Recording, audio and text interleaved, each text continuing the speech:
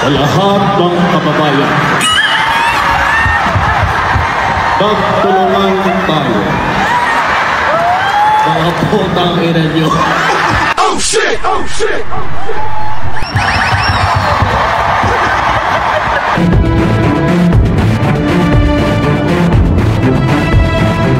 And the City Council of Davao is the correct body to declare a persona non grata.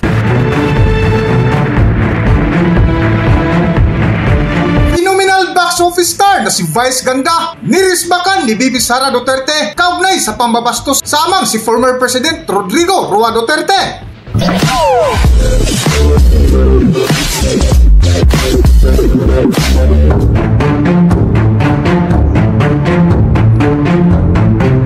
Welcome back to Philippine Celebrity Broadcast.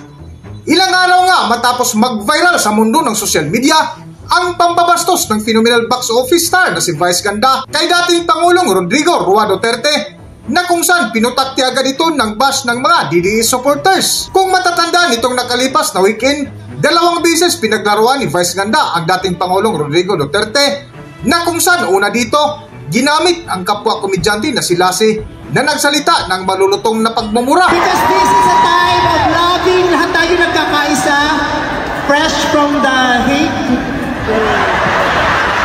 Bumati naman po kayo. Sa lahat ng kababayan, magtulungan tayo. Mga putang ina nyo. Oh shit! Oh shit! Oh shit!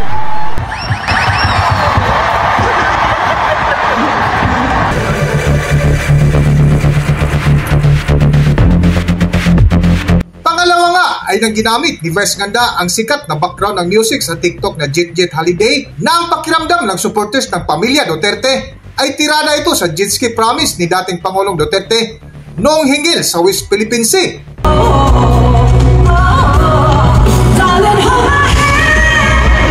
Nothing beats a jet ski holiday. Right now from Manila to West Philippine Sea via jet ski. Get unlimited water bonding from Chinese vessels and free trip to The Hague by the ICC. Promo applies to BTS only. Big allowance and BBMs are prohibited. Huwag niyo kong subukan mga putang ina niyo.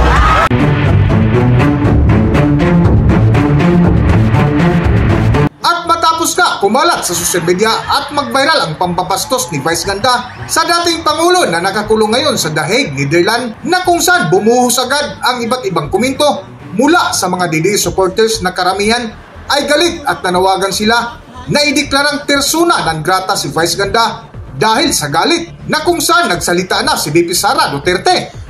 Para sa buong kwento, narito ating panoorin at pakinggan ang komento ni Bibi Sara Duterte. Narito ang video. Okay, again, wala ko kabasa sa joke or nakakita sa joke kung asa siya. But kung unsa man ang decision sa City Council of Davao, it has to be a majority decision.